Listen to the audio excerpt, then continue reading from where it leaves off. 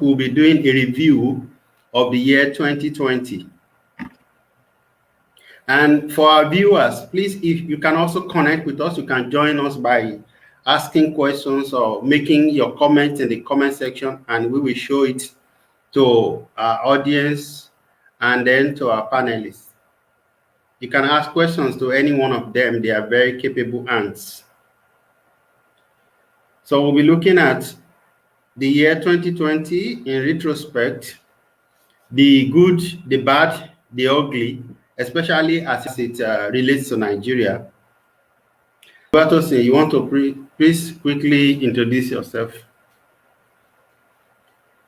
Introduce yourself in putting the Nigeria of 2020 in mind. Hi friends, I'm Oluwatosin Omi, and the host of My Cup of Tea on Facebook and on YouTube. Okay, the village boy, please introduce yourself the 2020 way. Oh, I am the village boy, Oluwadele, as you know. Yeah, the 2020 is a unique year. It's a year of one phrase I've loved to use is a year of trial and error. A year that has never been like before. A year we have never witnessed before. Yet it's a year of opportunity. It's also a year of despair. Thank you. Thank you very much. That's the village boy in our midst. And Michael is back. Michael, can you introduce yourself now, the 2020 way? Wow. Yeah, thank you so much. I'm Olaogun Michael Sukomi by name. I'm a public affairs analyst, and I'm proud to be a Nigerian, irrespective of what we may be facing at the moment. 2020 has been a very wonderful year. Let me say it has been a year of, should I say, total reorganizing for those who actually understand what the year stands for. So that's just to my own best of knowledge, and I hope the coming one will be better off. Thank you. Thank you so much. Yusuf Jumai said it's a year of rethink. A year of rethink. I love that. Timilayin, you want to quickly do your own 2020 introduction? Hello, everybody. I'm Timilayin Ogutuyaki, and I am an aspiring environmental geoscientist. I hope that one day I will be an environmental geoscientist as I am doing research in the field now. 2020 to me is a year of new normals, not just one. Like we keep seeing new normals and we keep adapting and adjusting to it, and then every now and then we keep discovering other concepts. So it's a year of discovery to me. Thank you. It's a year of discovery, true. I was discussing with somebody earlier today, and I was saying, as much as we may have a lot of things not so good to say about the year 2020, but at the same time, for a few people who may have been able to, take advantage of the year, it has also been a year of, some uncommon blessings, some uncommon development in personal level, career-wise, and family-wise. It's a year that we have learned to adjust our way of life. It's something. If somebody has said this 2 years ago that we will live the way we have lived in the last 8-9 years, a lot of people will say it is impossible for the world to be like that. But it has happened.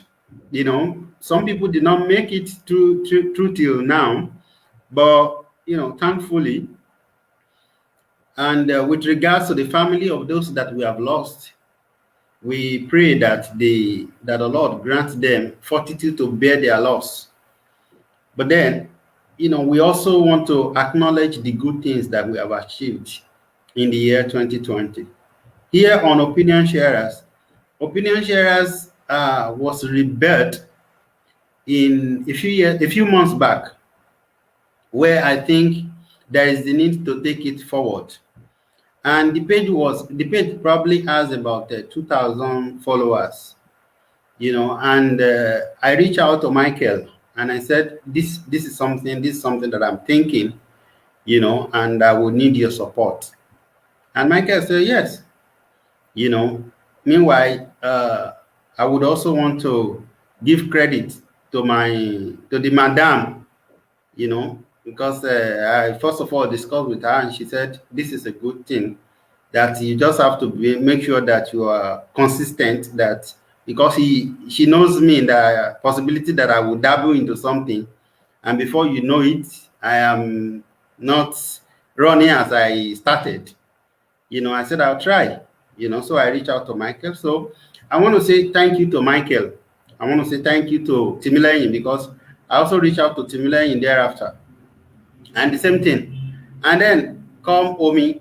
Omi has also been consistent. Even there are times that we wobble sometimes, but he has been consistent whenever I call him, even when he comes back. Sometimes he comes back from work in the middle of the night, and still maybe 10 minutes after we are live. So I want to say thank you. And then to the village boy himself, the old man that calls himself, that decided to call himself the village boy. I want to say thank you, sir. Thank you for not looking down on us. We have had some people on this platform that we were not able to build the kind of relationship that we have built with you within a short while, even though it is virtual. So I am very, very happy. And I want to say thank you.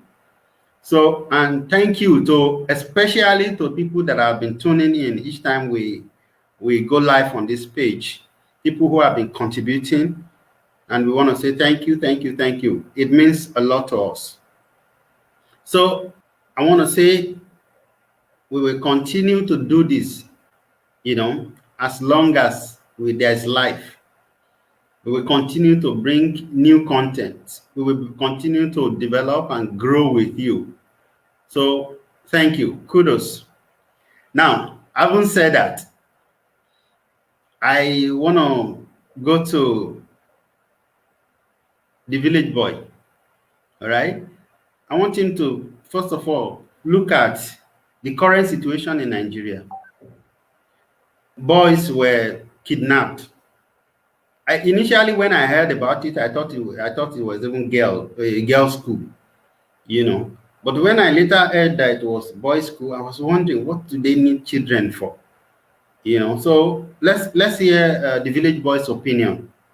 What do you think? What do you make of it when you heard about it? There are so many things we can look at. First, if you want to wear the cap of conspiracy theorist, we want to say, okay, fine, is this real or a horse? So it turned out that it was real. But then, as a trained auditor, I'm also trained to be very skeptical. So the fact that on President's birthday, we first heard that these guys have been rescued. And a few minutes later, Abike said, oh no, I didn't say anything. My Twitter and Instagram was hacked a few minutes ago. I've now rescued it. And before then, the governor was saying that, okay, they were in touch, they were negotiating with the bandits, as the so-called. And afterwards, Boko Haram said, no, we are not bandits, we are the one that did the job. Then a lot of other things happened. Then suddenly we had, all of them have been recovered. And we said, okay. I posted on my, I said, look, we are seeing the smoke, but we are still looking for the fire. Why did I say that? They said there's no smoke without fire. But now it seems there is smoke without fire. I don't know. So I also read, before I went to bed yesterday, I read some accounts on Punch of what some of the boys said. And it's almost confusing. Is this actually real, or was this stage managed? It could still have been stage managed without the boys knowing that it happened. But if it is not state managed. We are happy for the boys. Of course, we also asked that they should do evaluation because they went through horrific situation. They should take care of those boys. When we have taken care of those boys and make sure they are stable in spirit, psychologically and otherwise, we can continue to unearth our conspiracy theory. Though it's not likely we are going to find any answer, as it were, but it looks so sudden that one, the boys were kidnapped in the president's state, where president was at home, and by maybe they used some Aladdin lamp, they got them back on president's birthday. What a wonderful birthday gift that is. And now there's still another issue. The soldiers said they claimed them. The Air Force said they were monitoring them. And they said it's Miyetiala that rescued them. And then we have a picture of the governor with the so-called bandits in name for AK-47 with AK-47 proudly displayed, and the soldier with the walking stick. So it was in the walking stick of the soldier that they used to rescue the boys from the hand of the AK-47 within bandits. There are a lot of questions. There are more questions than answers. But like I said, for the sake of humanity, I rejoice with the parents of the children that were rescued. And yeah, let me stop there. Thank you so much, the village boy. Now, as you were talking now, there is a question that quickly jumped into my mind. And I want to call Michael, since he's in Nigeria, to please attend to this one. Michael, when you hear the news coming from different government agencies and officials, and it was contradictory, can we say the government of Nigeria is distributing fake news? Imagine if we're to be one media house that is sharing all those things, or individuals. Then the noise about clamping down on fake news. Anyway, what's your opinion when you see all of this? Yeah. Thank you so much. I'm not in any way sure that my opinion will be different from any logical, any Nigerian that operates on a very logical sense of reasoning. How do I mean? Let me start this way. Some couple of weeks ago, I had opportunity of meeting with the chairman, House of Reps Committee on Media and Public Affairs, Honorable Benjamin Kalu. And I asked him this question, like, why is it that government institutions, elected representatives, or even the appointed ones, speaks from a very uncoordinated front? And though he gave a very intelligent answer, defending the institution that he represents, that is the legislative arm now, then leaving the question to be answered by the executive arm of government. And I think there is a serious disconnect between the arms of government in this country. When you hear a senator talking, they'll be talking of federal government, like federal government should do this, federal government should do that. And when you hear the executive talking, they will still sometimes maintain same standpoint. Why am I bringing all these stories up? Government institutions, elected representatives, they have done a whole lot of harm than good to this country, most especially when it comes to dissemination of information. And a very sensitive one for that matter, as it has to do with that of Kankara boys. We have seen that happen during the EndSARS protest, and I was like, I'm not surprised that happened. And for those who were very conversant with my Facebook timeline, I posted it that I've been trying to suppress the logical side of my brain for the past few days that the incident happened. How do I mean? Because mathematically, 1 + 1 will always be equals to 2. But what we have been made to understand in the past couple of days is just your own 1 + 1 is likely to be 11. So certain numbers already jumped, beginning from 2 down to 10. So I see a style of government that does not even come to a very harmonized position before they address the public. The military gave a statement. Even the Zamfara state governor, I think, he also gave a statement as to the rescue of the Kankara boys. What I'm trying to make, the point I'm trying to establish is this: whether the military is the one talking, whether it is a minister of defense, whether it is the whoever that is representing the cabinet of government, I expected in a very civilized society. I wouldn't say Nigeria is not a civilized society. At least we have leaders that went to school, but possibly whether school never went through them, I can't that establish. So these are people not coming out straight to tell us what really went wrong. So when the news broke out, I just felt like something is wrong.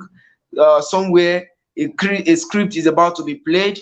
But just like Mr. Bolu Tife said, whether a script was played or not, human lives were involved, and it is very important that we respect the sanctity of human life, the human dignity. So we congratulate the parents of those kidnapped boys, kidnapped, and when I talk now, you understand what I mean. Kidnapped boys and the community they represent, and of course, to us as a nation, I say congratulations, because I see that as much as we don't have understanding, the deep understanding of what really happened, and you understand what I meant by that, but I still say congratulations to Nigeria. Thank you. Thank you so much, Michael. Now, I'm going to go to Tunde because Tunde is on ground. And Michael also is on ground, but I know that Michael can be, I am going to be nominating him soon to contest as a politician representing my constituency. So I'm going to go to Tunde. And I know it's me that know the reason I'm going to Tunde. I want Tunde to tell us, what do you think the reaction of the people at home is regarding to the news of the boys? You know, some people say 800. At some point, some people say 10. I saw earlier today that Garba Shehu is asking for forgiveness, that he misled people by saying it was only 10 boys. So, Tunde, what do you think the reaction of people are?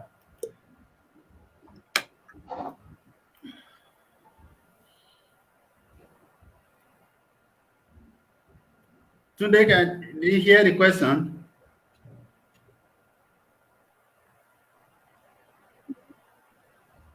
All right. Can you hear me now? Yes. Yes, I can hear the question. Can you hear me? Yes, yeah. Yes. Yes, we can hear you. Can you hear me? Yes, right. We can hear you. Let me say I'm deeply honored to be here once again, and as a matter of fact, the very last session of this program for the year. Let me say I appreciate everyone who have spoken earlier on this issue of Kankara boys. But the fact remains that, let me start from the very last one that you mentioned, the Garba Shehu statement this afternoon. When I saw it this afternoon, I was disappointed. First, if you look at the message of Garba Shehu, you discover that in every messages he has been posting out since he has taken office as special advisor to the president on media, he will always write at the end of it, Garba Shehu, special advisor to the president on media and publicity. But this one, go and check it.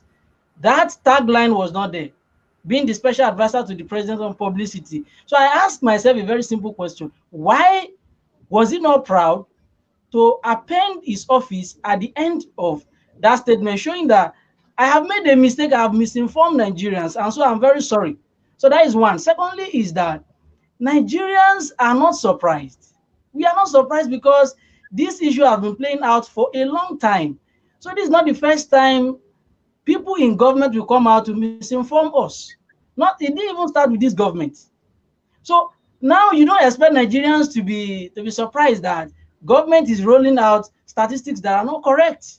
Even if you go to the National Population Commission, you can't find correct statistics. If you go to our ministries, you cannot get correct statistics about Nigerians. So you shouldn't expect Nigerians to be surprised at at this point in time. So it is politics as usual. So we are not surprised.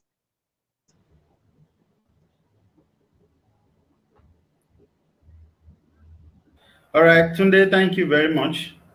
I will go to Oluwatosin now. Oluwatosin, I want you to tell us what your own personal, um, feeling when you heard about this situation. What's, you know,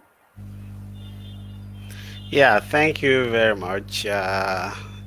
It's good to be here, and haven't had Baba the village boy spoken, and Mr. Michael and Mr. Baba today.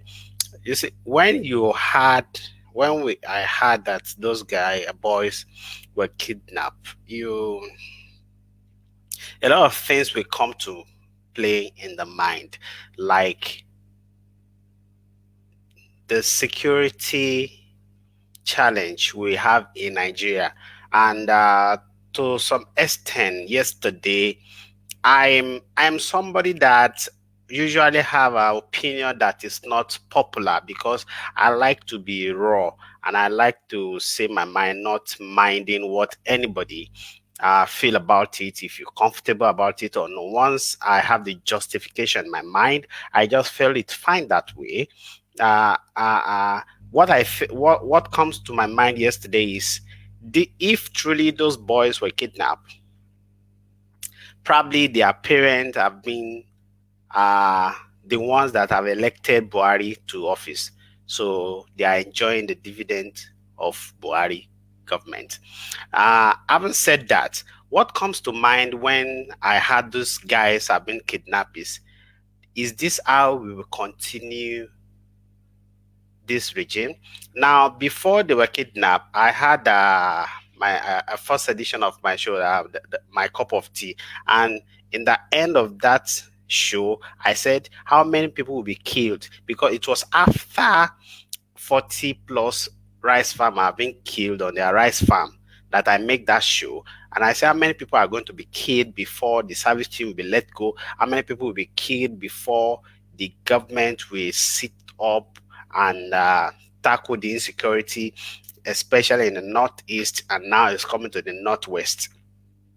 And few days later, we had these boys have been kidnapped. I'm like, again?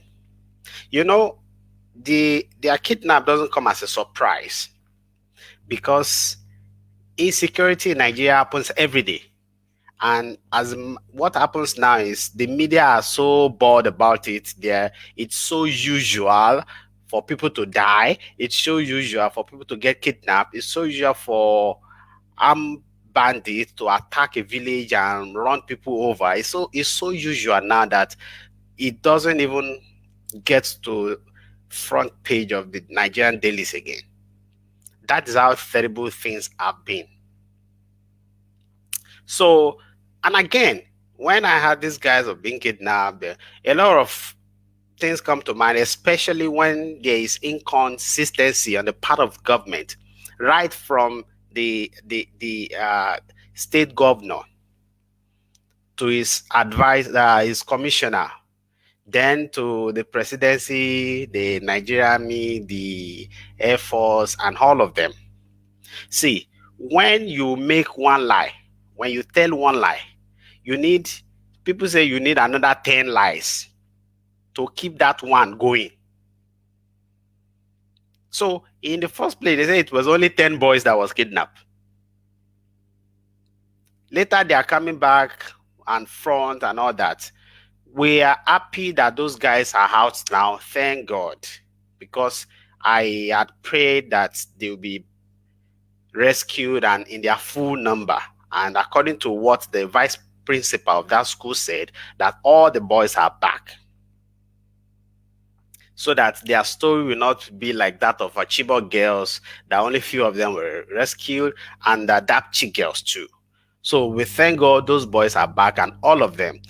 Another thing you may want to look at now is this a kind of prank or a kind of drama that was set up just to make some people look good, like they are working or they knows what they are doing? Because these boys, they talked yesterday. One of them said it was tiny. He said some tiny boys are the one holding guns and saying I should be saying they are Boko Haram. That's the boy in the video that was released by allegedly Boko Haram. The boy said some tiny boys holding guns and saying I should be saying that they are Boko Haram. So, in my conclusion, I felt people of Katsina State and people of the northern part of Nigeria, they are reaping what they have sowed. Buhari had shown a large extent of incompetency in his first regime, and they reinforced that failure. So whatever is coming their way now, they should just embrace it and enjoy. Thank you. Oh, me. Okay. They are waiting for you in Nigeria.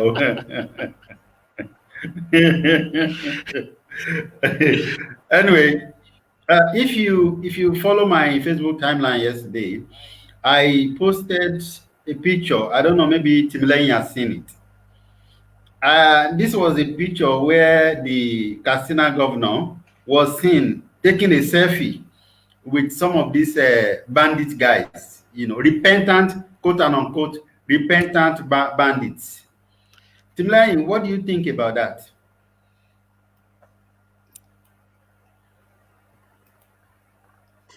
I would like to start from where Mr. Aomi stopped. He said Katsina and the northern people of Nigeria are reaping what they sowed. But I have a contrary opinion to that.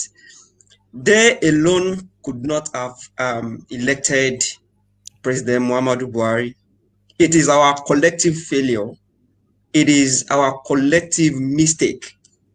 And the fact is, we do not know where the next attack is going to be launched. So gradually it started from the northeast, as you said. Now they are being felt in the northwest. You don't know when it is coming down to the south. So technically, the country itself is not safe. Now I will be throwing my full weight behind what Michael said, that there is a disconnect from the camp of the government. We do not even have information, whether true or false. We don't even have any, because all what we are being fed is what they want us to know. And this is wrong, because we deserve better as a people. We deserve better. It is high time we call on our government to be responsible, to be people we can say you are responsible. You are responsible for whatever you are doing. You should be held accountable. Accountability is one important factor that has to be exhibited by every leader. Now, I want to remind us of what happened at the Lagos Judicial Panel when General Taiwo was trying to play some videos and show some pictures without any citation, without any reference. And they are very quick to tell Nigerians that whatever they are saying against the government is fake news. They are very quick to tag it as fake news. So how then do you expect the people of the country to trust the government? Because that is the song the government is singing now, that Nigerians should trust the president, they should trust the government. It is not possible.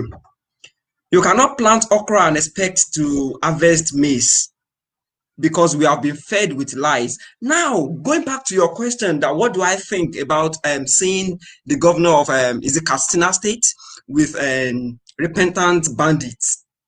How long do we want to negotiate? Now, every negotiation comes with an agreement, and then there will be trade-offs. There will be something you are giving in that will make these people maybe surrender themselves.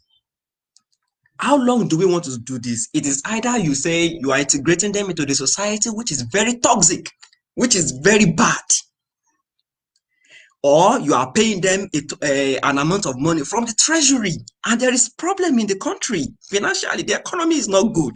Nothing is actually speaking well. And in fact, I think it was the American mission in Nigeria actually posted a news warning US citizens to be careful of traveling to Nigeria. And Nigerians are there shouting that, no, you cannot do this. Boy, aren't they just carrying out their duties? They are responsible. That's to show you that they are held, they are showing their people that they are accountable. But when we continue to negotiate and negotiate and negotiate and negotiate, there will be a time that these people will see themselves as, the more we do this, the more we gain the government's attention, the more they will want to negotiate with us, the more they will ask us, what do we want? Because that is part of negotiation. What do you want to surrender? What do you want from us that will make you surrender? What do you want from us that will make you release these people? So on all fronts, I can say congratulations to the kidnapped boys, congratulations to their family, to the president and his team and the media and all that. But there is no congratulations to Nigerians. Truly, we do not, there is nothing to congratulate us about. It is saddening, it is sickening. It churns my stomach every time I hear about such things. It looks like a very schemed process. It looks like something that is pre-planned. Why? You will see videos of the president visiting cows when the children are being kidnapped, and at the same time, the president is delegating people from Abuja to travel down to Katsina where he is. Oh, now let's reason this thing. This doesn't speak well of a country that calls itself giant of Africa. If I continue to talk about these things, I'll be very, in fact, I might go emotional. So, sorry, I beg to make a point now. I think I am one of the very person that hates hearing this thing called giant of Africa. I think it's enough time for us to be very objective and sincere with ourselves. Nigeria, of course, we may be giants, as many have it, but I think it is important we include the element of crippled. Perhaps Nigeria may at any time, maybe miracle will happen that a crippled giant in this nation we come up. Enough of saying Nigeria is the giant of Africa. Nigeria used to be, but at this point, Nigeria that is supposed to dictate the leadership tone in the continent is not doing well. So I think it is high level of should I say insincerity at this particular time to adjudge or to assert that Nigeria is a giant of Africa. I apologize for coming up there. Nigeria is a crippled giant. And going forward, from where Timile installed, I think there's something we need to equally look into. Did any community among the other committee of nations, the international community, did you see any comment coming from them at all about the Kankara boys that were kidnapped? No. It's just as if Nigeria is gradually becoming a laughing stock among the Committee of Nations. So I think it's further damaging our image as a nation. What is happening in this country in the past couple of months? How on earth will you be hearing that snake swallowed money? Does that sell? If snake did not swallow money today, gorilla or chimpanzee will swallow money tomorrow.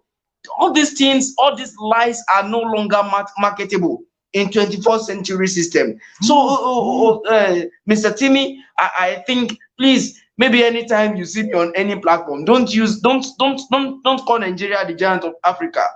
Maybe when Nigeria is serious with governance, then we can begin to call ourselves the giant of Africa. Thank you. Finally, Michael Dombes. I am happy with that. Anyway, there are a few things that I want the village boy to respond to. And one of them is the issue of trust in Nigeria. That is between the government and the governed. Trust deficit. And why is it that the level of incompetence of the people in government is so profound these days? As in, it is easily noticed.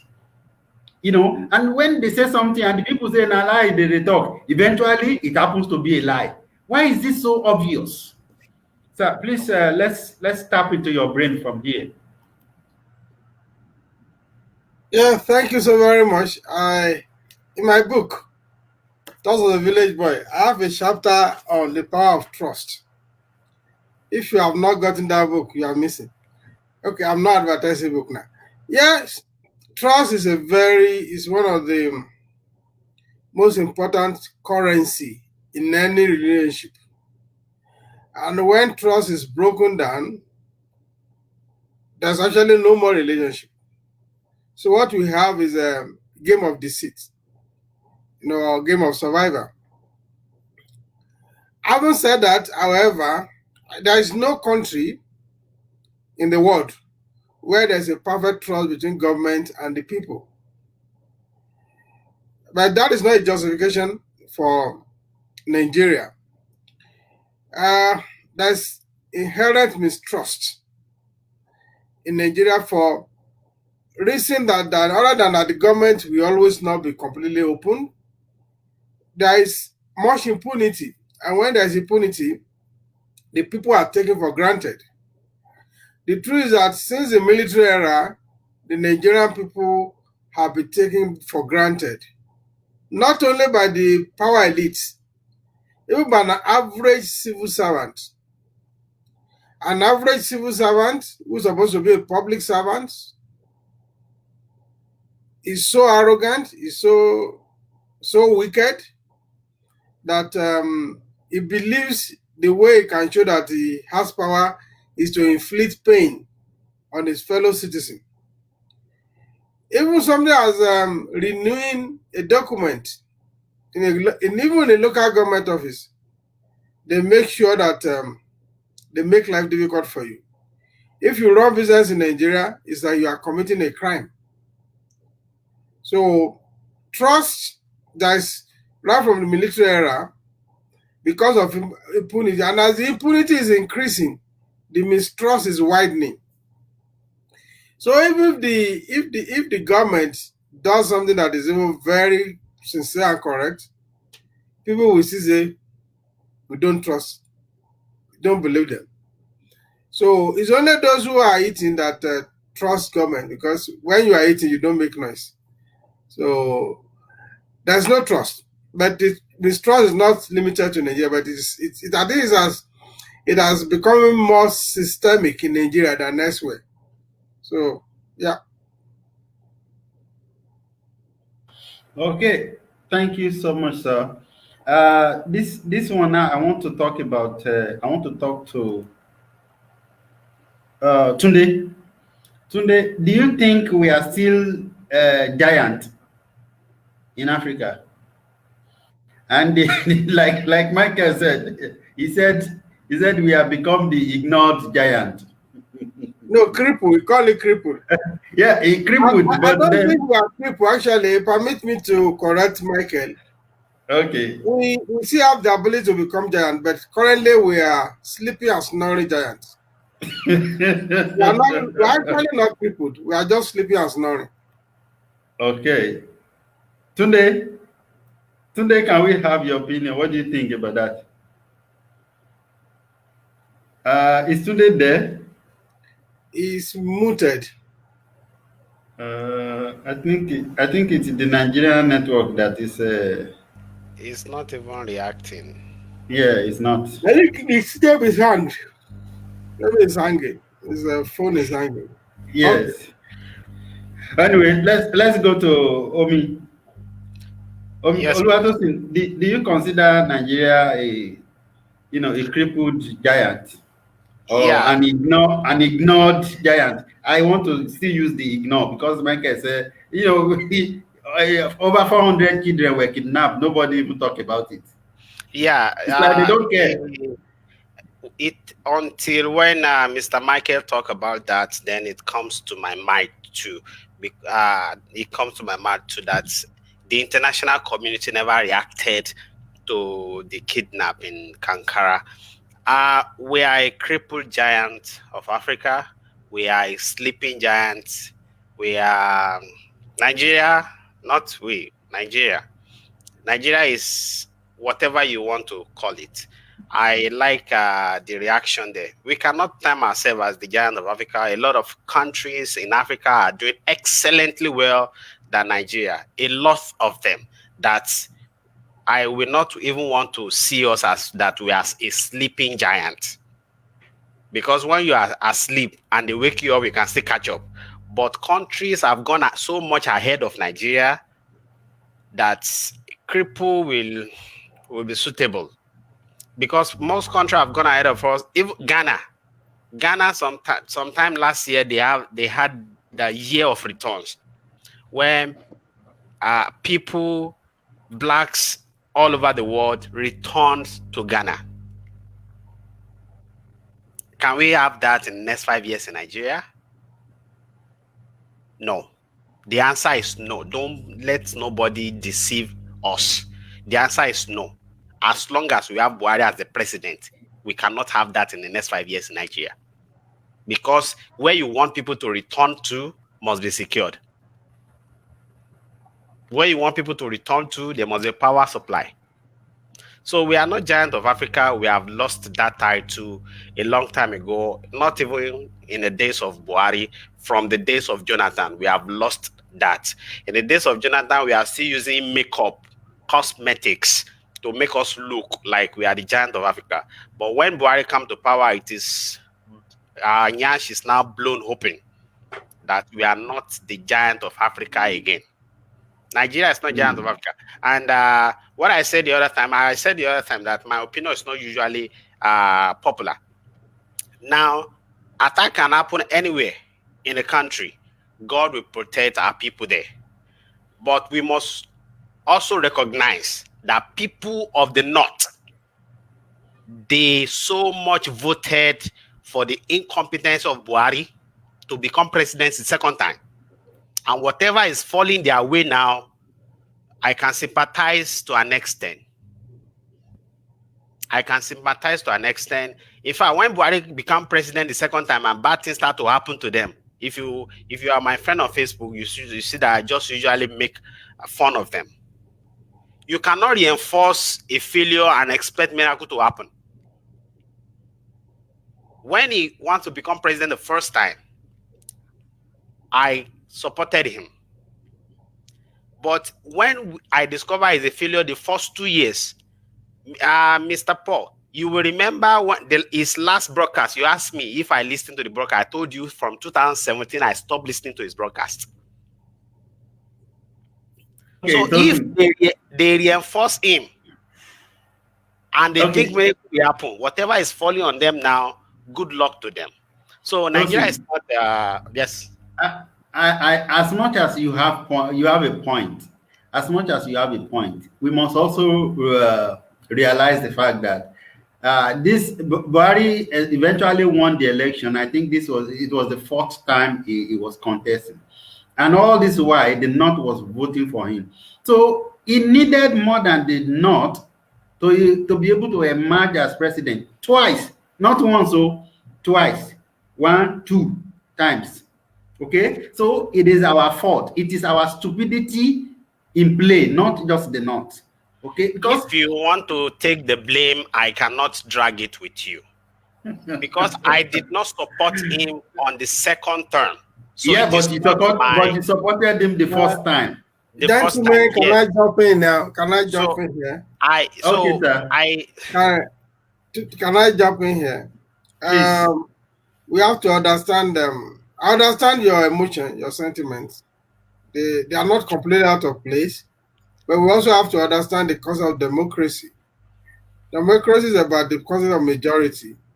It's not about somebody, whether the majority is right or wrong, but when the majority, have taken the decision to elect or appoint somebody, so be it. Of course, the buck stop on that person's desk to perform or not to perform. So I don't think we can achieve what we are looking for by, blaming those who that particular section of the country elected him. The Nigerian Constitution's condition is that the election must have a spread across the country. No particular section can single-handedly elect a president. So the vote must be spread.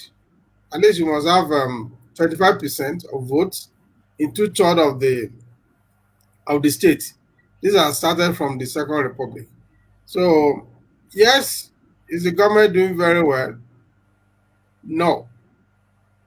Do we blame people who elected them? There's a proverb in Yoruba that you can find somebody a job, but you cannot do the job for that person. I Mm-hmm. think the matter of incompetence should go to the president and his team, and you cannot blame the electorates who exercising their freedom of choice and have chosen him to be the president. So that I've elected you as the president doesn't mean I will come and do the work for you. It is Yeah. up to you to prove the confidence reposed on you by the majority of the people. So we True. cannot now say because the people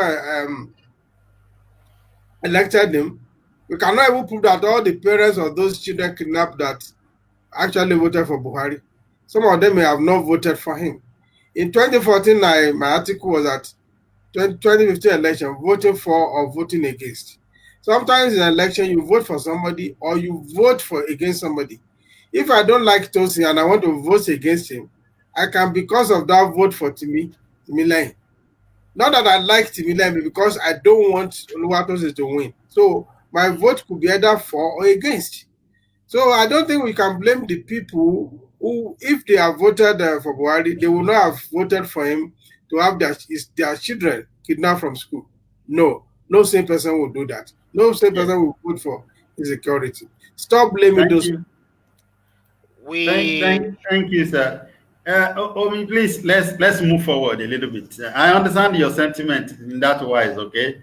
But if we want to continue to discuss that, we will not have time to discuss something else. Before we go to individual retrospect as regard the year 2020, I want to ask a question regarding education around the world because this is something that's important to me and I want Timilei and Tunde to attempt the question. And the question is, when you look at education in Nigeria, all right, and look at education around the world or maybe in the developed world, because see, don't forget that we all have one stage. We all have one stage we are competing in, and that is the world stage. Nobody will ask you whether it was in Nigeria that you schooled, or because ASU was on strike for 1 year, or because COVID-19 happened and you could not afford it. You are already behind, you're already behind. All right? We are all going to attend to buy something from the China market or wherever market around the world. So let me have Tunde first of all. Hopefully his network is. Tunde, are you there?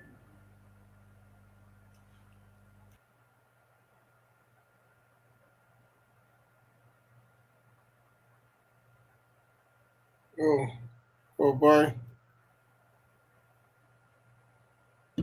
Okay, speak on if you are there. Can you hear me now? Yes, yes, we can All hear you right. now. The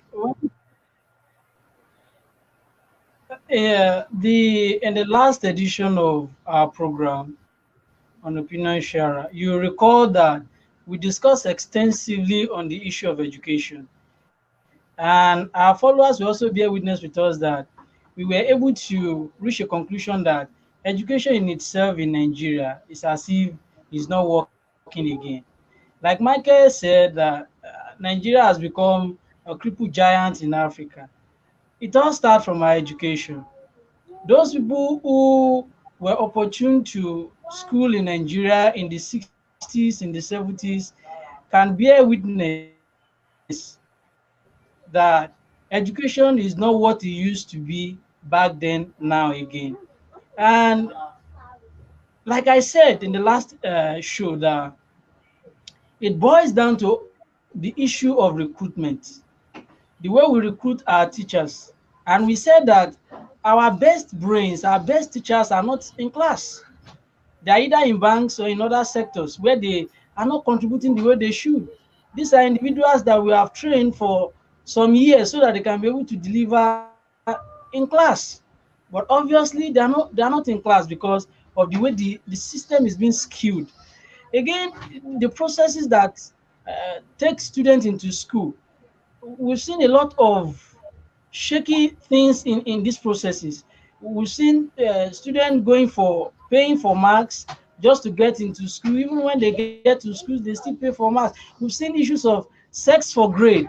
These are things that have seriously affected our education over the years. And honestly speaking, if we must be sincere to ourselves, this is not the way education should be compared to other developed nations and even the developing nations. And when you see that other small countries in Africa, where our students are now running to get degrees, they are picking up because they understand the connection between governance and education. Education is to prepare the way for governance. And there's something in academics called town and gown. When the academics see the problem of the society, they come together as scholars, maybe in laboratory, in classrooms, in technical workshops, to provide solutions to this problem. And it is the responsibility of government to bring up policies that will help these solutions to work on the society. So far so good in Nigeria. We have a serious setback in terms of education, and it's reflecting on how our society is forging ahead. Okay, thank you, Tunde. Let's have Timileyin answer the same question. How do you feel when you see the way education is currently in Nigeria now? And the reason I'm referring to both of you is that you recently stepped out of Nigerian university and the education system, and you are currently experiencing education elsewhere.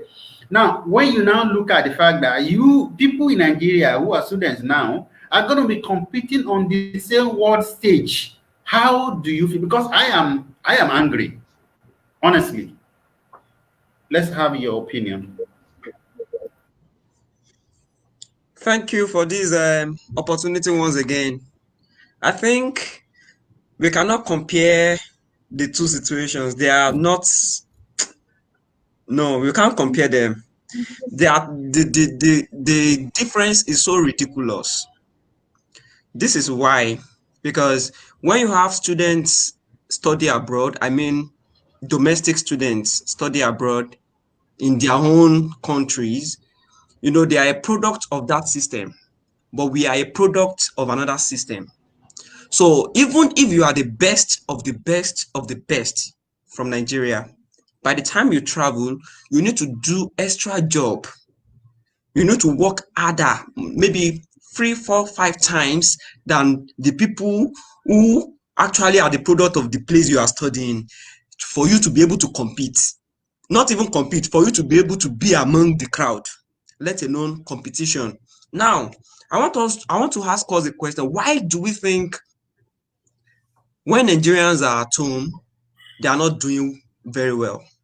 But by the time they step out, even though it still takes a lot of effort, takes a lot of resilience, takes a lot of motivation, passion, diligence before they will be able to feel among, they still do good. They still perform excellently. It is because of the system. It is simply the system. There is no motivation to study at home in Nigeria, because by the time you say, okay, by 9 p.m., I want to set my alarm, I must start studying. Then those people holding the power, they will do their job. Or you say, I need to get something. There are so many universities at home that do not have their library online. You cannot access their library spaces online. You cannot even get resources for free. You have to pay. Some people have resorted to getting products that are pirated and all that. So it is frustrating. It is frustrating. I experienced it. It is frustrating to read at home. It is frustrating. It is not even comparable to any system outside. It is not even comparable. So, well, I would say it is the system. And the system is bad. There are a few guys there as lecturers, as teachers, who are very passionate about teaching, who are very passionate about inculcating and imparting, inculcating knowledge and imparting their students. But where is the motivation? You can't even, when you are not spiritually, physically, emotionally, financially okay, you cannot come to class and be your best for your students. So it's more like, yeah, maybe let me say, yeah, you have every support you need. From academic to non-academic, you have support all the way. Even if you are not on scholarship, you are still treated as a human being, as one special, unique person. Even though there are dark sides, which is not the topic of the day, but you know that you are getting the quality. You are getting the quality of what you paid for. But at home, despite the fact that your parents are paying out of the pocket to make sure that you have the education they so desire, you will get there and still get frustrated. And some people will still want to, in fact, they will frustrate you to not. I'm not even talking about your colleagues. I'm talking about the people that are supposed to be your mentors, that are supposed to be your teachers, your coaches. They will still want to exercise their powers over you as a student. So it is not comparable. It is just the system. The system, I think there is a lot to talk about uh, about Nigerian system. So it is not comparable. Okay, Timilai, thank you. Now let's go to.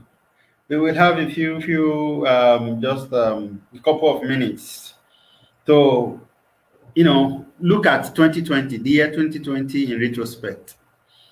Let me go to Michael first. Michael, look at when you take a look at the year 2020. What is it that stand out for you? Well, year 2020 remains a year that has is it 365 days, 52 weeks, just like every other year, and so shall it continue to be as far as we maintain the Gregorian calendar. But be that as it may, 2020 is a year of deep reflection for us as individual and perhaps for serious minded nations.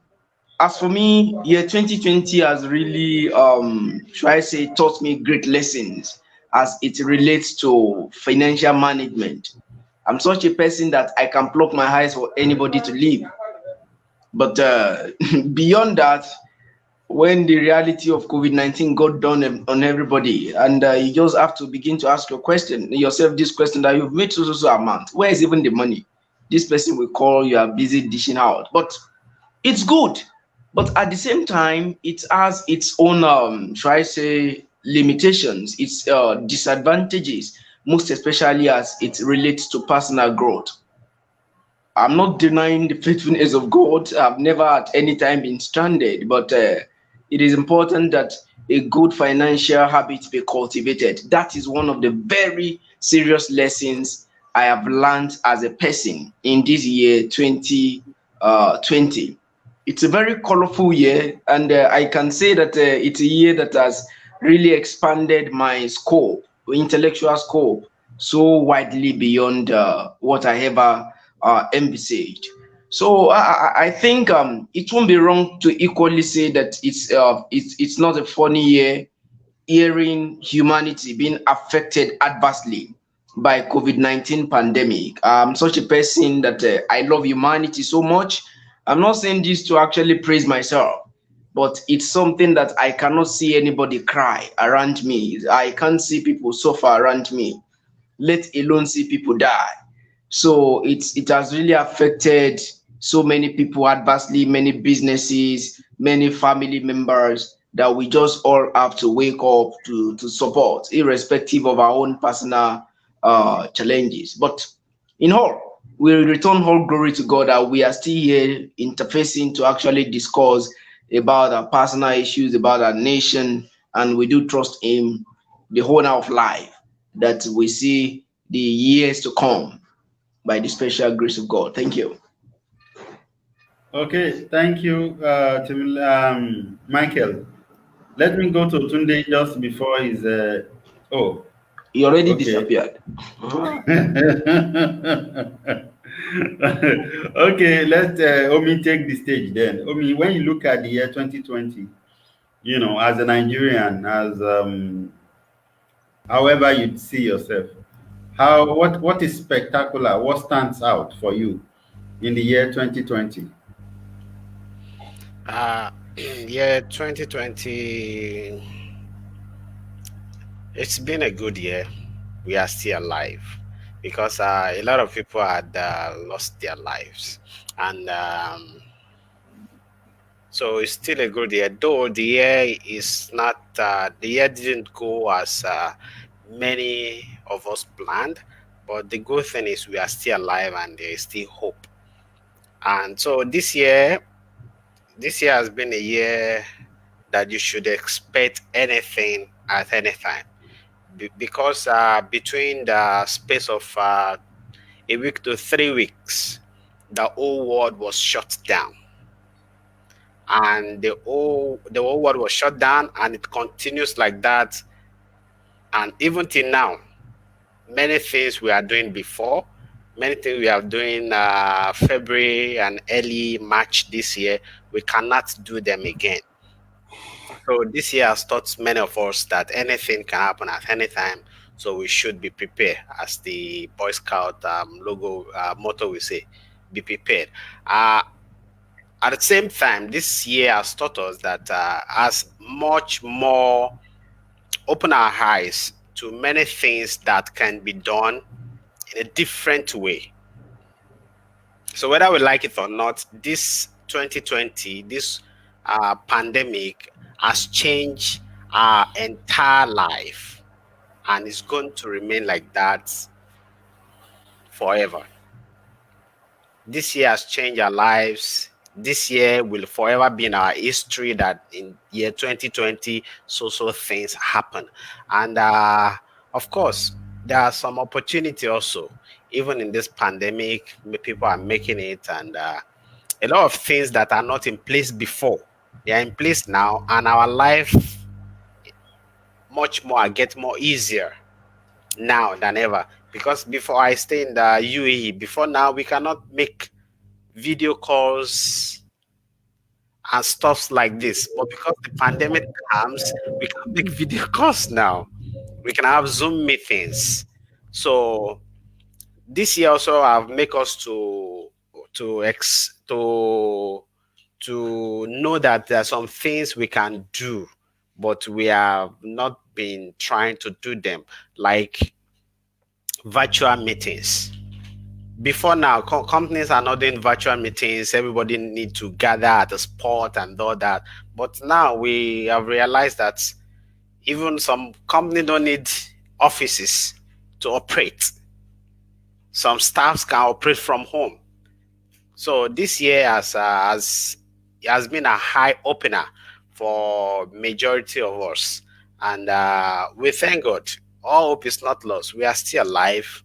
2021 will be more greater than this.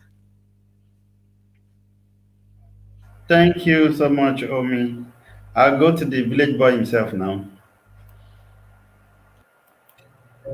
Well, yeah, 2020 is a unique year. Um, it also shows the fertility of human mind to find solution to situation either envisaged or not envisaged. Of course, pandemic was not envisaged by majority of the people, and you have seen the strength of the place of policy and policymakers in responding to situations such as this.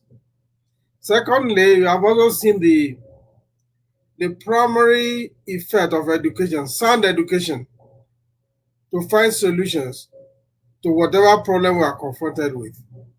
So the only thing I am sad about in the year 2020 is that unfortunately it's a year that our education system is grounded. It's a year that a university commission will budget 20 million for research and 85 million to buy vehicles, which is a misplacement of priority. It is sad that because Nigeria, as we speak today, has not contributed any solution to the problem of the pandemic. What is our contribution? Nothing. Nothing. And the fact that the prevalence of COVID is less than we envisage. Should have been such that people should be able to come quicker for solution with solutions that could help humanity. So at the end of the day, when the history of 2020 will be written, and all those who contributed to finding solution to the pandemic, Nigerian name will be conspicuously missing. Not because we are less intelligent, not because we are less endowed, but because we have refused, let me use the word refused, to harness our most potent human resources. We are endowed, we have people with requisite IQ, with requisite intelligence and all that, that could have been great asset to humanities. But as it is said in a nature-nurture controversy, unfortunately, our environment is not able to nurture what we have in us to producing or to providing solution to the problem that we are confronted with. So the question I ask again and again, when we are going to write the full report about 2020, what will be Nigeria's contribution? Thank you.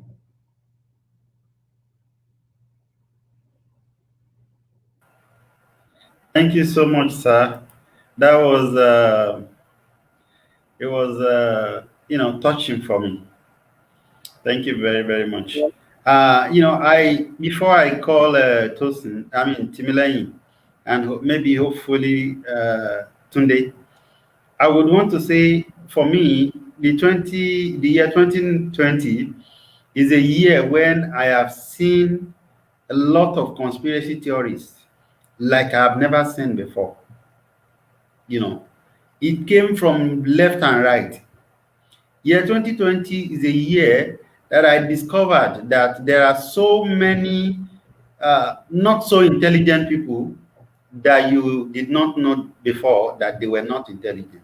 So it was like an opener, like an eye opener for me to have seen that there's so many people who are not so intelligent. After all, it's also a year where you find out connection, true connection, is no longer limited by distance. That the real connection can actually take place on the internet. And when you say the meeting place is no longer that physical environment. In fact, somebody said there was a seminar I attended. The person said he's a professor of social work. He said the definition of work has changed. The definition of social has changed. All of this, we came to the realization of it only in 2020. And, finally, I discovered that it's a year that humans are proving themselves that they can survive, even difficult situation, very, very difficult situation. So I want to say, I congratulate all of us. And then I will go to Timileyin. Timileyin, what stands out for you when you look at the year 2020?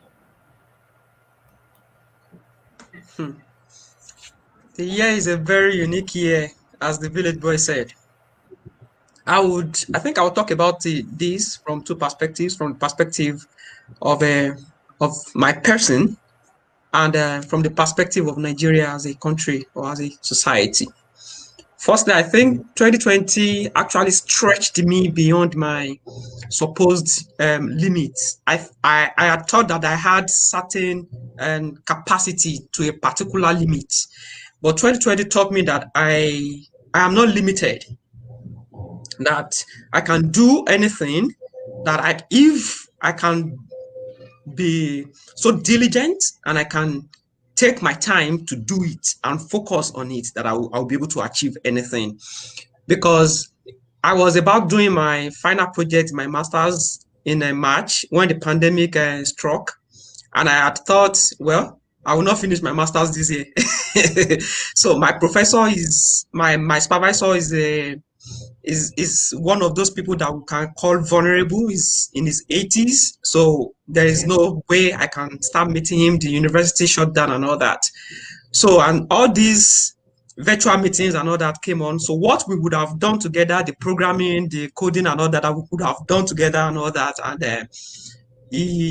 I had to find a way of doing it, even though he gave me full support. So I think I was stretched beyond my limit.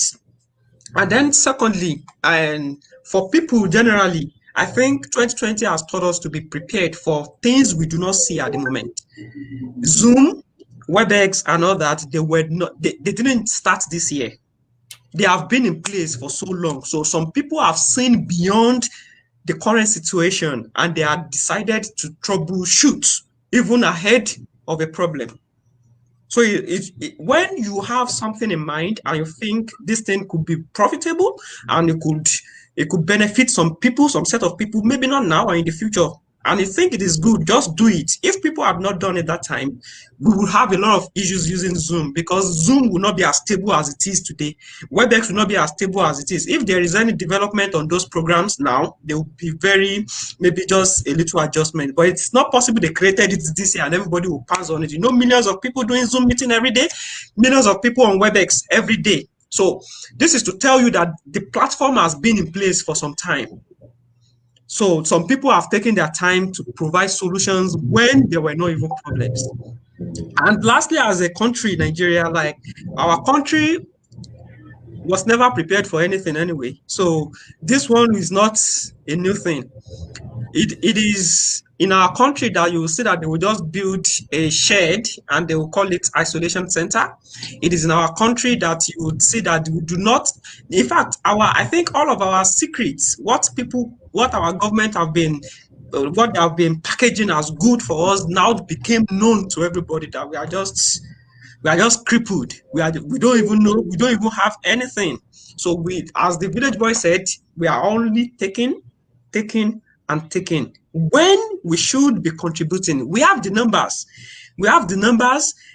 The United States is doing well today because they don't only have the structure, but they have the numbers. And any socio-economic or political advancement has to do with numbers. Nigeria has the numbers, and we should capitalize on this great resource. We have this number, and these numbers are good. They are of good quality. So we do not concentrate on the numbers that we have. Rather, we concentrate on the amounts that we can loot as individuals. And this does not only apply to our government, the people in governance alone. Even everybody, you can see how people loot palliatives and all that. So it shows a lot of ills in our society. It makes everybody realize that no, we are not perfect. Even though we knew, but a new dimension of not being perfect was shown to everybody. So that is it for me in 2020. Thank you, Timileyin. Tunde, are you there? Tunde, I'm not sure he's there. Okay, now the floor is open now. If you have something that you would have loved to share that you haven't shared, please quickly share it. But before you do that, let me, okay, I think Village Boy wants to express some things. Please go ahead. Yeah, thank you. I've seen a lot of comments by people, Yes, and I'm I very think we much should available. also respond to them as a matter of courtesy Yes, for Okay. yes, I'm joining very us. much available. Mr. I made a lot of profound statement. Yeah, it's a year of retreat, a year of things. Additional Renuga also made some good comment. Then Mary Money Faduma, that's your wife.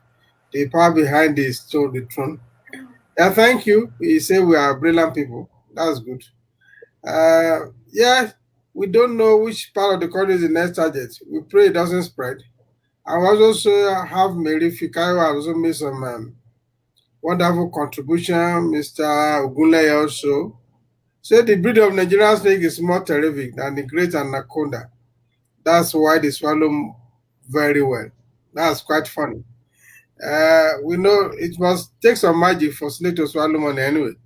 And yes, also talk about the issue of dealing with people. So there about teachers. People talk about teachers that teachers are not being well paid. And there's one Gloria Emmanuel that have some personal exchange with Oluwatosin. I think that should have self-set to it. Yes, environment contributes to education. That's the nature nurture controversy. You know, yeah, the year 2020 is a year of awakening for the world. But the question is it a year of awakening for Nigeria? The Sorosoke generation, they they are still talking, but the last by-election in Lagos shows that they are just talking. They never did anything. They did not go out to vote. So, and if it's not talking that will rescue us, it's by active participation that Nigeria will be rescued. As long as those demography are not voting, and they are just making us on Twitter, there will be no change. The change we have seen will not happen. Yeah, the year 2020, she also said there's a year, is announcing that Nigeria is lagging behind. Well, I think it reinforced that to me that we are actually lagging behind, but we can do something about that. Then she also said that she agreed with Timilein that it stretches you between your ability and ideas. But it's a year that our lawmakers decided to buy bulletproof Jeep or Prado from Japan to strengthen the economy of Japan and decimate our own economy. It's a year that I think that. So I wonder what is more important. Their website was not updated. Their library is empty, but they prefer a bulletproof car to go around on a bad road. And it's a year we are still paying. We are still being charged for roadworthiness for car that is not even for road that is not even worthy of the cars that we drive on them. So it is. I think the year, you know, it should the protest was good. I won't say I've said that over and over, but we should move beyond the protest to start acting. Active participation is what can make us sack this old generation. So yeah, I think the year also we thank God all of us are alive, and we pray those who have lost their ones that they find comfort, that they will be comforted. It is a year of mixed feeling. And on the economic front is a year of challenge. There are a lot of things we can talk about that. And yeah, even this beauty of online platform, what is Nigeria contribution to it? We are just users. Thank you. Okay. Thank you. Thank you so much. Wait, Michael, let me see if Tunde is available now. Tunde, are you there? I think that his network is not funny.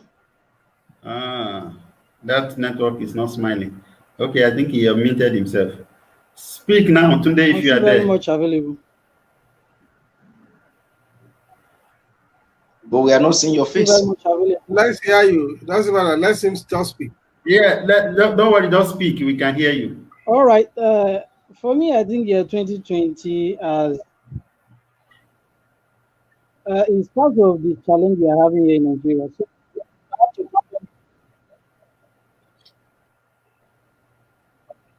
all right, let me go audio.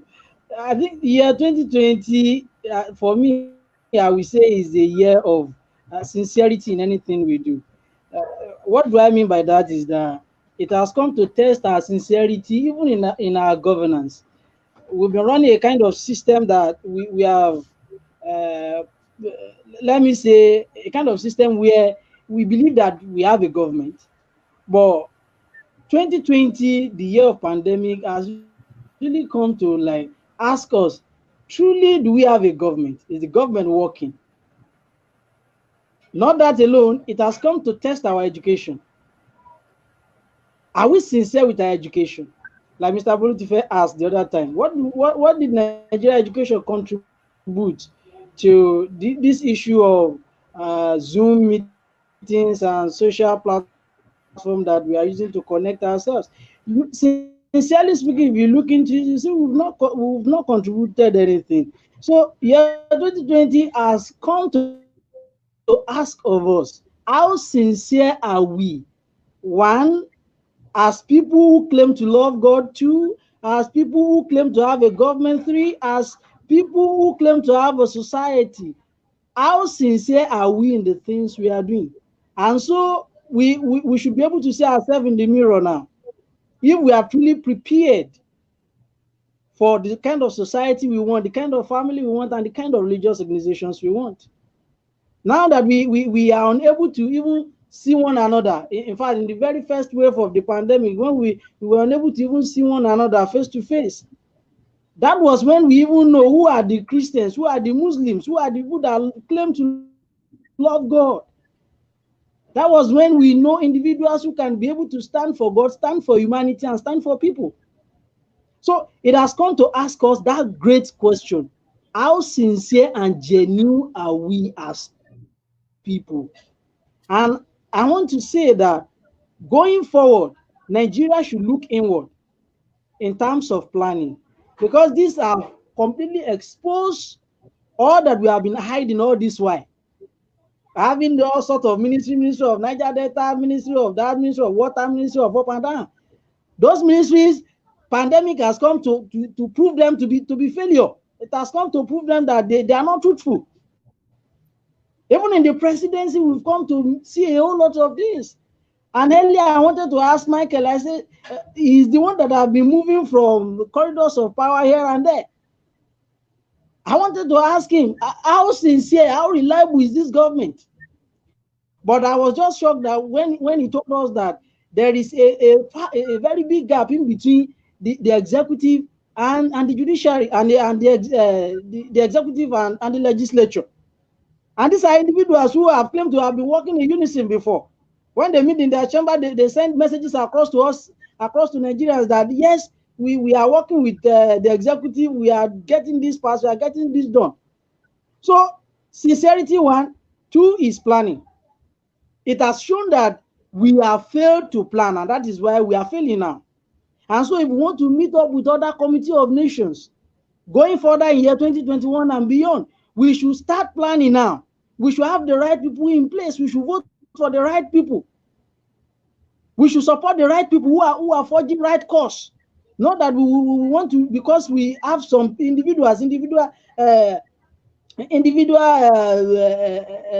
want to meet.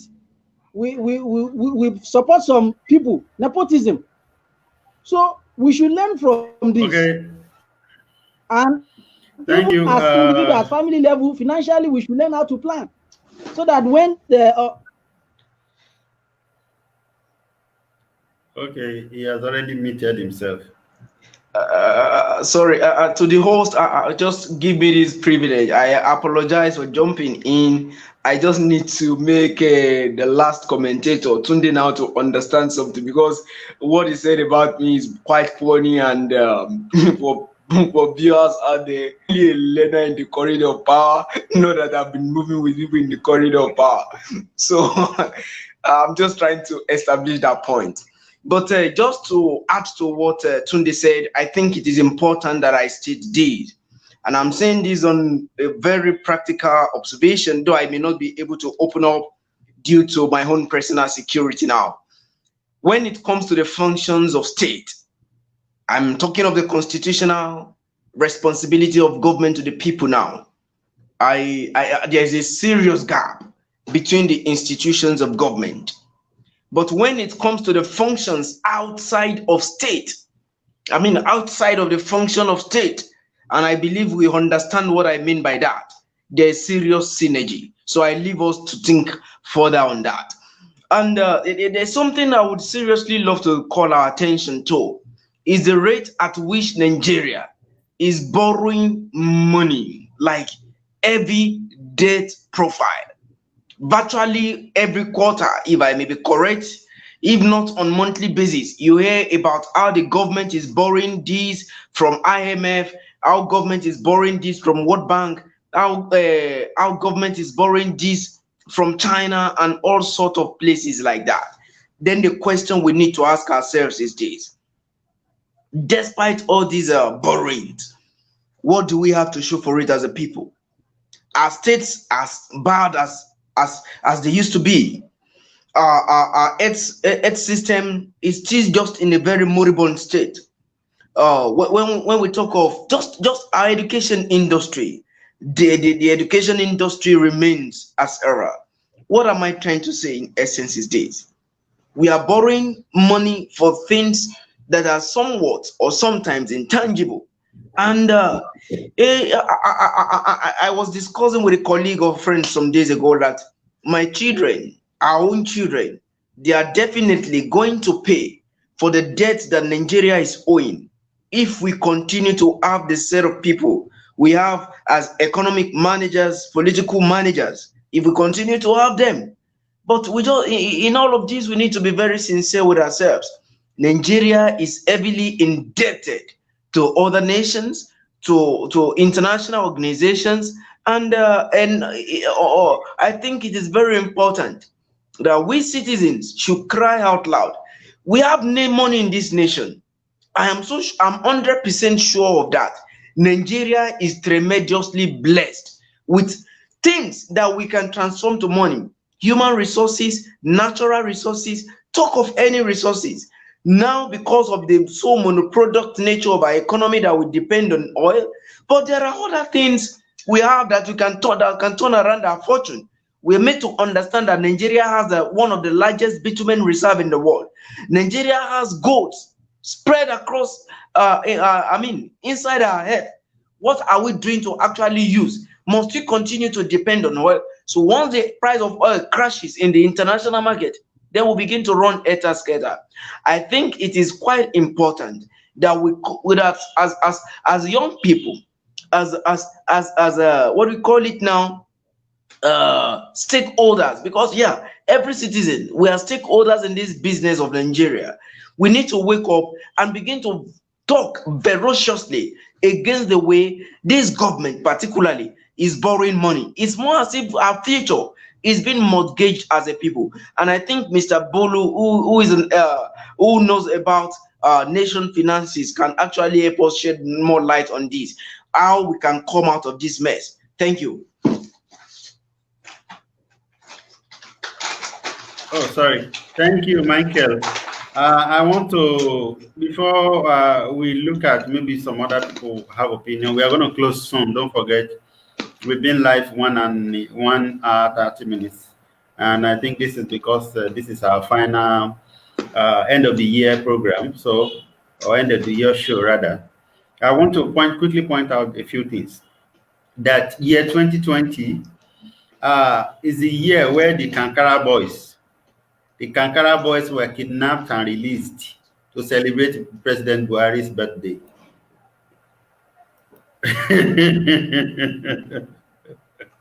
Okay, and then it was a year where Nigeria escaped colonization.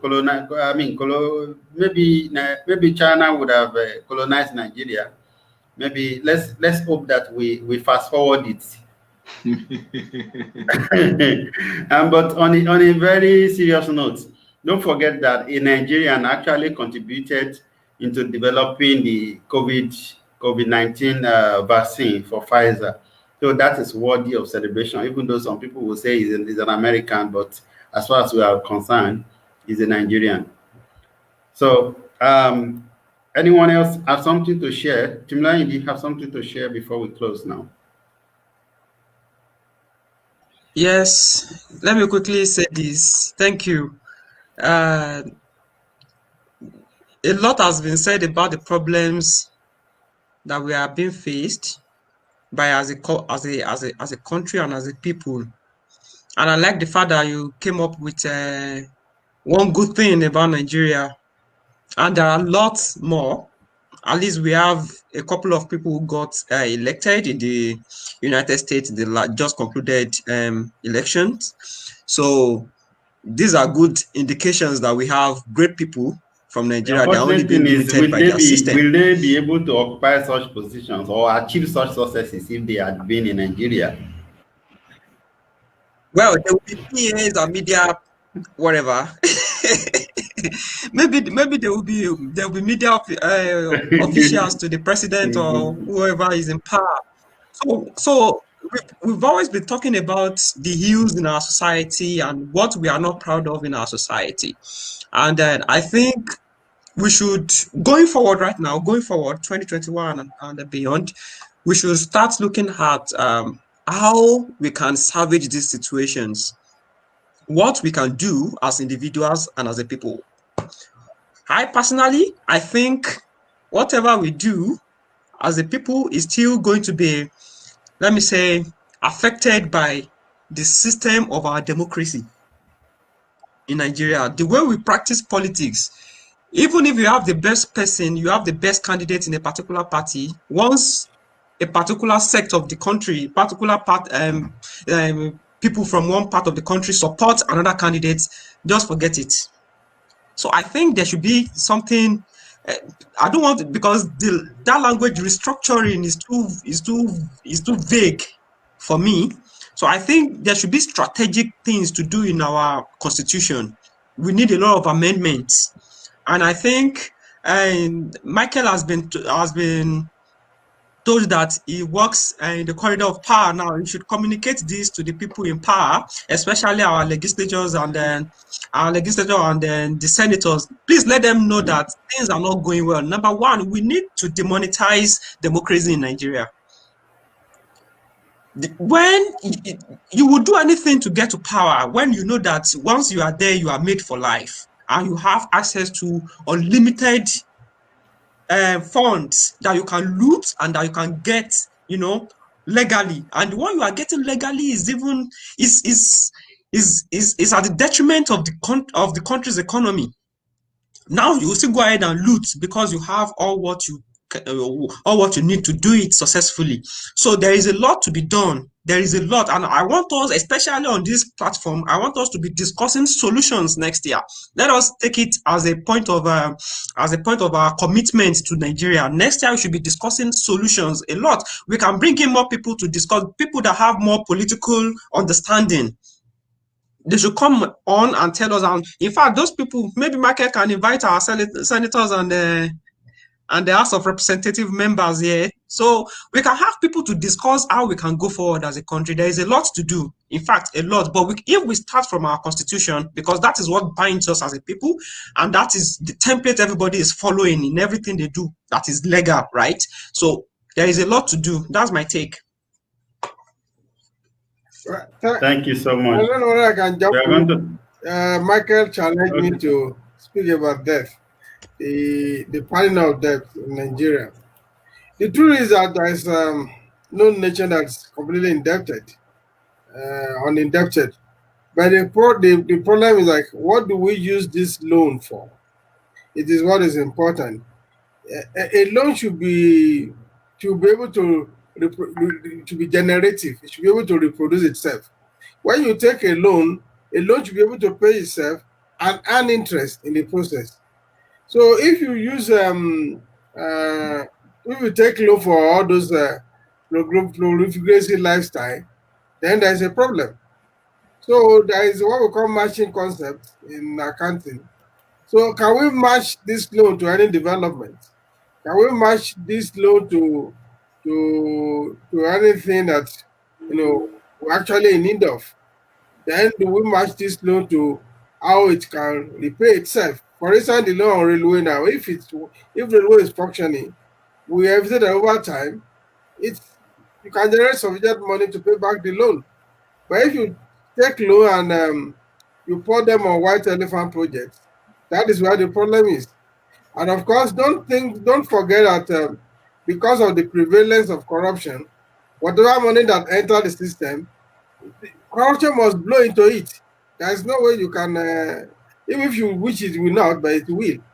So it's not the borrowing that is the problem, but what do we use the loan for? Is it for development, or is it for just to placate the taste of our elites. So again, constitution is some amendment, as Timina said.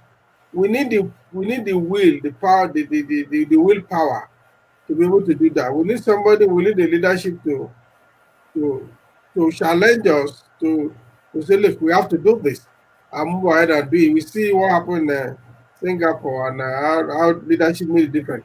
We see a lot of things that is happening in Rwanda now. Though it's a kind of benevolent dictatorship in Rwanda, but it's about the toast of Africa now because system there is working. One thing I want us to know that it takes people like you and I to make system work. It also takes people like you and I to cripple a system.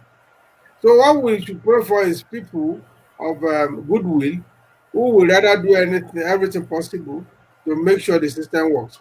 If the system is working and we are taking this loan and we can see what we are spending the loan on, it's not that terrible, but it's not completely bad that we are taking loan.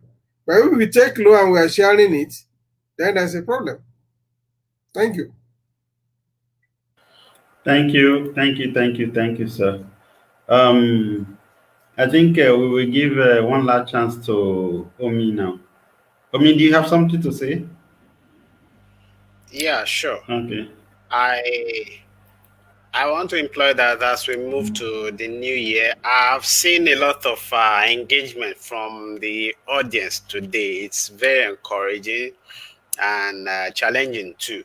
And I'm happy because I'm happy for the level of awakening that is happening presently in our youth. And I want to employ that as we move to the new year, coming year 2021, that our youth, especially back home, should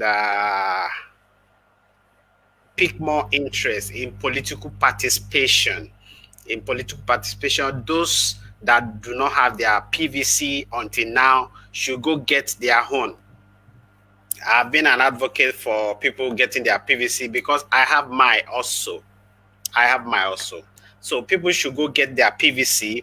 The only means we can speak and very loudly is by us getting our PVC. We cannot fault people not coming out for the by-election that took place some weeks ago in Nigeria because till now some youth don't have their PVC. But I want to employ that everybody, a youth in Nigeria, should go get their PVC once it is open for registration early next year.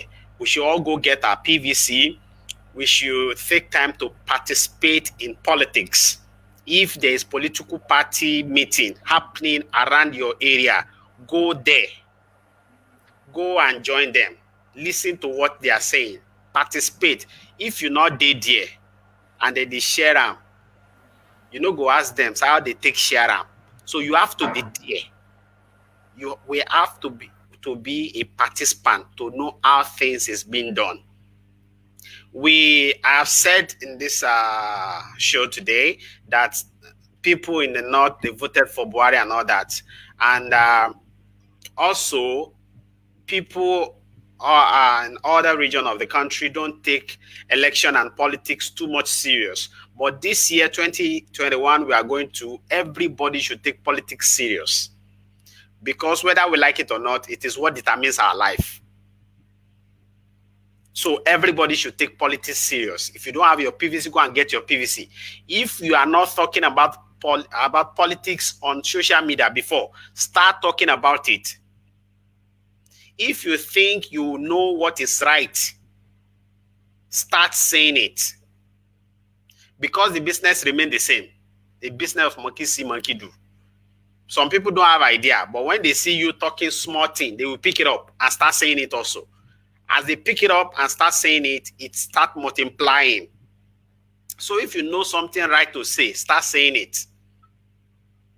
Even if it is every day you start posting, people get your PVC. All your friends on Facebook will not get their PVC, but a little number of them will get it, and they will encourage their friend also to get it. And by that, we are making progress. Remember, there's no level of noise making we are making. There's no level of noise making that will change the people in power now. only our PVC will work. A revolution will be a tall order. But with our PVC, every individual can go and vote aggressively in the next coming election. Because whether we like it or not, as things are now, this guy may likely stay there till 2023. So if he will be there also, we should not make the same error we made 2019 by bringing in another dumbhead that will just come there because he just want to be there and it's not doing anything. So every one of us should start talking and participate in politics from now. Start telling your friends about it, especially the middle class that think they have everything they need. You don't have everything you need. In fact, you don't have anything. Insecurity is busting out everywhere now, and only God knows when it's next. So you don't have anything you need. And only a competent president in Nigeria can replace the deficit of insecurity we have presently. Because as we have now, our border is porous. Ammunition is coming in from more than 1,000 unsecured borders in Nigeria. So only God knows the number of ammunition in the country. And it is even in the news that people kidnapping, banditry and all that in Nigeria, they are not Fulanis from Nigeria. So it takes only a serious person to become president and fix the problem we have now. So everyone should get involved in politics. Everyone should start talking about it. Everyone should go get their PVC. Coming election, we should vote aggressively for those we know can solve the problem, not those that have done it before and they have not shown any seriousness. Thank you. Thank you so much, Omi. Thank you, thank you, thank you. I am going to repeat one of the languages that I have learned on this platform, which is I learned from Omi. He's monkey see, monkey do. It makes me laugh anytime he says it. I mean, anytime he says it. Anyway, I want to use this opportunity to appreciate our audience. It has been very, very encouraging. It has been very, very interactive. And we want to say we appreciate you. And you should know that you can actually participate on this program as a guest. All right, it's an opportunity, it's an avenue for us to develop and to voice out our opinion. So if you want to be a part of it, especially we are looking for women.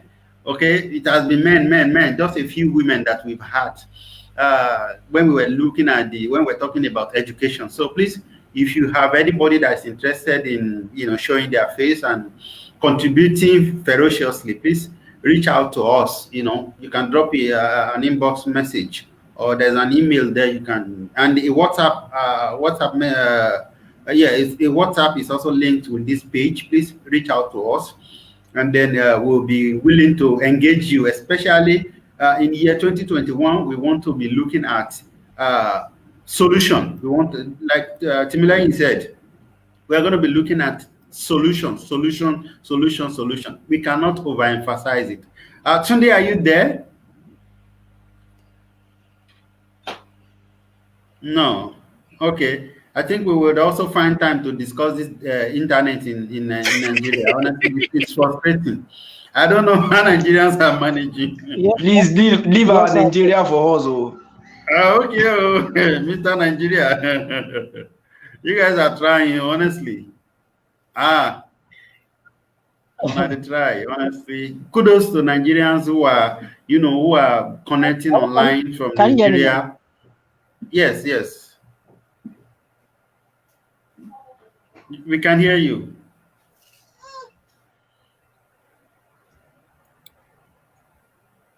Tunde, are you still there? Can you hear me? Yes, you can hear you. All right. Let me conclude by saying I want to sincerely appreciate all the people that have been following us online. They are doing a very good job. All the people that have been following us online, they have been doing well, And I want to sincerely appreciate them, those on Instagram, those on Facebook, and those that have found their time to watch us. And I also want to sincerely appreciate all the people that this program have connected me to. First, above all, Mr. Fadumo Abiodun Paul. Though I must have a contact with you before, but this program really bring me closer to you. Timileyin, I'm so grateful. The village boy himself, thank you for the book, and I'm reading the book. Oluwatosin, thank you so much, Michael. I know the bond is getting more stronger and better on daily basis, and if we continue this way, we'll continue to connect with other people out there, continue to do our part, contribute our own quota to the polity and the politics of Nigeria. We can be very sure that it may not be very soon, but uh, on the long run, Nigeria will be better and it will bounce back as the giant of Africa. So I want to say I'm sincerely grateful to be here and to be part of this platform. May God continue to bless us and bless Nigeria and lift us out of this poverty. Thank you so much, Tunde. Thank you. I am so happy also. I want to use this time to specially, once again, appreciate our great audience. Thank you so much. We really love you and I appreciate you. I want to thank the village boy himself, Mr. Bolu Tife. This means a lot to me. It means a lot to this platform.